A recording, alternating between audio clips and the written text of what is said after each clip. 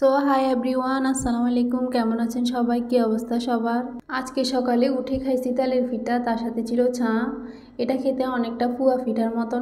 সকালে ঝামেলার মধ্যে এটাও একটা সহজ নাস্তা, সহজে বানিয়ে খাওয়া যায়। তো আর কি নাস্তা করে চলে গেলাম প্রতিদিনের মতো রান্না করতে।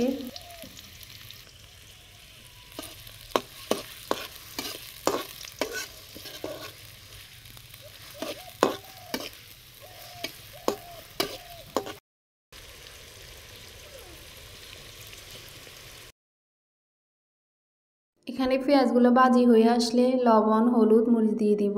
এখানে রান্না করব আলু দিয়ে শুটকির জাল।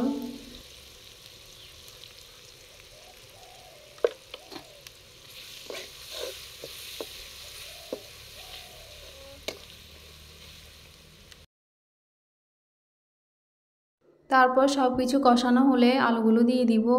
এগুলো ঘরে শুকানো শুটকি, ঘরেই শুকানো হয়েছে। যাই হোক, আলুগুলো কিছুক্ষণ হওয়ার পর শুটকি দিয়ে দিব।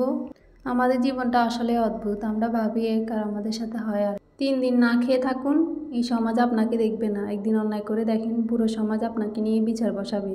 তাই সমাজের কথা নয়, নিজের আত্মবিশ্বাস নিয়ে থাকুন। মানুষ আপনাকে নিয়ে অনেক কিছু বলতে পারবে, কারণ তাদের মুখ আছে, কিন্তু বিপদে পড়ে দেখেন সাহায্য তো দূরের কথা, উল্টাতে আপনার পিছে পড়ে থাকবে, কিভাবে আপনার ক্ষতি করবে সে চিন্তায় থাকবে। যাই হোক, রান্নাবান্না শেষে খাওয়া দাওয়া করে বিকালে চলে গেলাম সাগলাইয়া, কিছু কাজ আছে। আজকে 3 দিন আমাদের পানির মোটর নষ্ট হয়ে গেছে, গাজিতে কোনো পানি উঠতেছে না, একটু কষ্ট হয়ে গেছে। তাই বিকেলবেলা বাইর হয়ে গেলাম আমি আর আফু। যাওয়ার সময় সব কিছুই ঠিক ছিল। লাইফে ফার্স্ট টাইম এমন পরিস্থিতি পড়ছি, এতটা ভয় পাই গেছি কি আর বলবো। মোটর কেনার জন্য যে দোকানে ঢুকছি, হঠাৎ কোথা থেকে একটা মহিলা ভারসাম্যহীন আমার পেছন থেকে এসে হিজাব টান দিছে। আমার হিজাবের একটা ফিনও খুলে গেছে। ভাবছি পাগল, হয়তো কিছুক্ষণ পর চলে যাবে, বাট তার কিছুক্ষণ পর একই কাজ আমার আফুর সাথে হয়। আমার আফু ভয়ে একদম নার্ভাস হয়ে যায়, মাথা ঘুরা একটা টুলের মধ্যে বসে গেছে। আফু যখন পিছন দিক থেকে হিজাব টানতেছে, আফু বুঝতেও পারে নাই পাগলটা টান দিতেছে, তাই আফু বেশি ভয় পাই গেছে। আমরা এতটা ভয় পাই গেছি, তাড়াতাড়ি করে মোটর কিনে রাতুল রাইসার জন্য শীতের কাপড় কিনে চলে আসছি। অনেক কাজ ছিল, সেগুলো আর করতে পারি নাই, কি আর বলবো। যদিও মাথা ঠিক থাকতো, এটা তো আর করতো না। ওরও তো নিষ্পাপ শিশুর মতো, ডান চিনে না, বাম চিনে না, কোনটা ভালো কোনটা খারাপ কিছুই চিনে না, কিছুই বুঝে না। তো আর কি, বাড়িতে চলে আসছি। জীবনে ফার্স্ট টাইম, আমি তো ভয়ে এখনও বলতে পারছি না কি এটা কি হলো আমাদের সাথে। যাই হোক আর কি, অবশেষে রিজার্ভ একটা গাড়ি নিয়ে বাড়িতেই চলে আসছি। বাড়ি দিয়ে রওনা হয়েছি। কিছুটা কাজ বাকি রয়ে গেছে, এগুলো করা হলো না।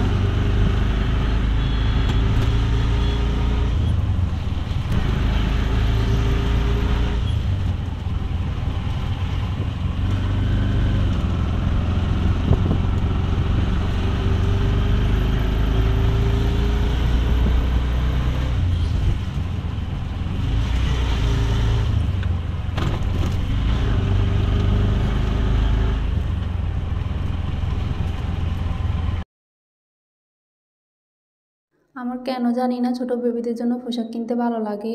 ছোট একদম কিউট কিউট এগুলো রাইসা জামা, রাইসার জন্য কিনা হয়েছে। ওর কথা কি বলবো, ওর তো এগুলো মনে করেন 1-2 দিনও যাবে না, একদম নোংরা করে ফেলবে। 8 বছর চলতেছে, এখনও বামে বলে ডানে যায়, ডানে বললে বামে যায়, কি একটা অবস্থা। ওর কথা আর কি বলবো। গ্রামে এখন তেমন শীত না পড়লেও ছোটদের জন্য শীতটা চলে আসছে, কারণ সকাল সকাল তাড়াতাড়ি উঠে যায় আমার ভাগিনা, তাই ওর জন্য কিনে আনা। সকালে ফ্লোর একদম ঠান্ডা হয়ে থাকে, ও ছোট মানুষ বুঝে না, আমাদের তো উঠতে ইচ্ছে করে না সকাল সকাল, আরও তো ভোর রাতে উঠে বসে থাকে। বাড়িতে ছোট বেবি থাকলে ওরা এমনই। এগুলো সব রাতুলের জামা, দেখেন ছোট ছোট কি কিউট। সব জুতাগুলো আমার কাছে বেশি ভালো লাগছে। ছোট বেবিতে জামা কাপড়ের এমনিতেও দাম বেশি, আর ওদের জন্য এমনিতেও সবসময় অনেকগুলো এক্সট্রা রাখতে হয়, কারণ ওরা তো সবসময় নোংরা করে ফেলে। বড় বোন থাকলে একটা সুবিধা, বড় বোনের ছেলে মেয়েকে নিজের সন্তানের মতন মানুষ করা প্রত্যেকটা খালাদেরই অবদান থাকে।